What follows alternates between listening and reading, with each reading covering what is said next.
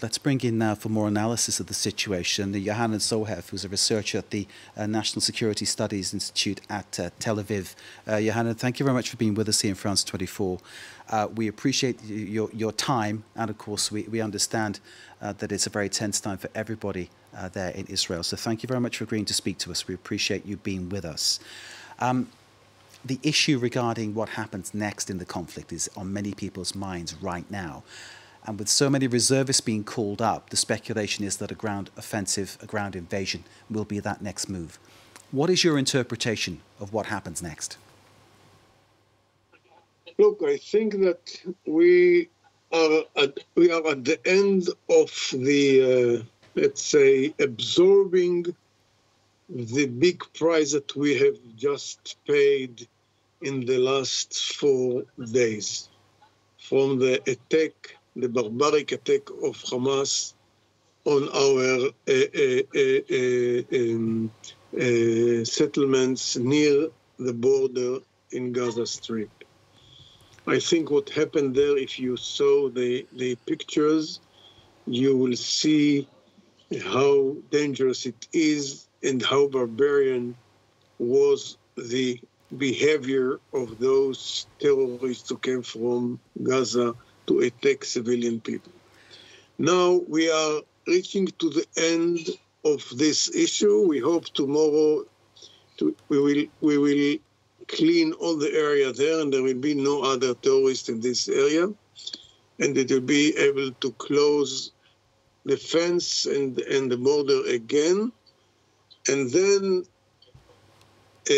we can talk about the new attack that Israel is going to take against Gaza Strip.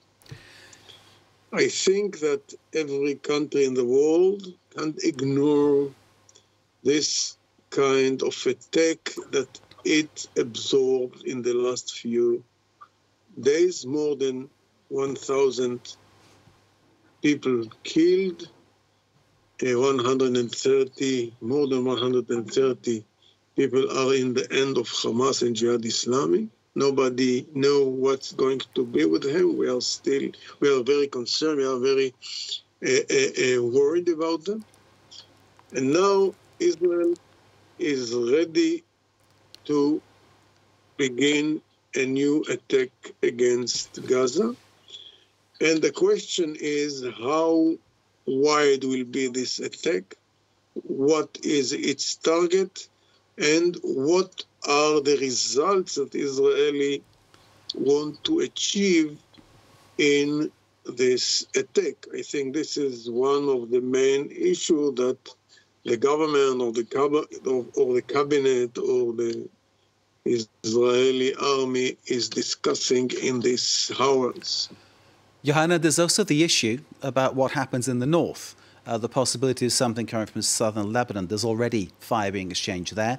We're hearing reports this evening of rocket fire coming from the Syrian side of the border too. So possibly three fronts for Israel to fight on. What is your take on that? What is your understanding of that situation? So we have to understand something very important. Since 2021, after the confrontation that we had with Hamas, representatives of Hezbollah began to talk about a big coordination between all the components of what they call the resistance of the area. Okay, they are talking about the resistance front, which included Hamas, Jihad Islami, Hezbollah, and of course Iran, who is the leader who finance all of the issues. Now they are trying to find a way how to achieve again what happened in 21. If you remember, in 21, during the confrontation, more than two fronts involved in the friction with Israel. One of them was the Arab Israeli citizens.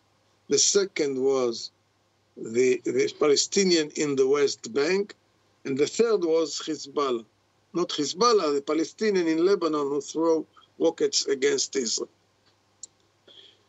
Now they are talking about a possibility. I am not sure that Hezbollah is ready to be now part of this confrontation. But what we see in the last few hours, in the last 2 days, they are trying to send a message to Israel to say, look, be careful with Hamas in Gaza Strip, because we are going to react from the northern border. Yohanan Tzoreff, we need to leave it there. Thank you so very much indeed. I think the message coming through. We must say something about the American, because... Can you say it very, very quickly, sir? Because we have to hear what the American president said the last hour. He said that he has a big commitment to the Israeli security, and they send a lot of power to the area in order to deteriorate Hezbollah and also Iran.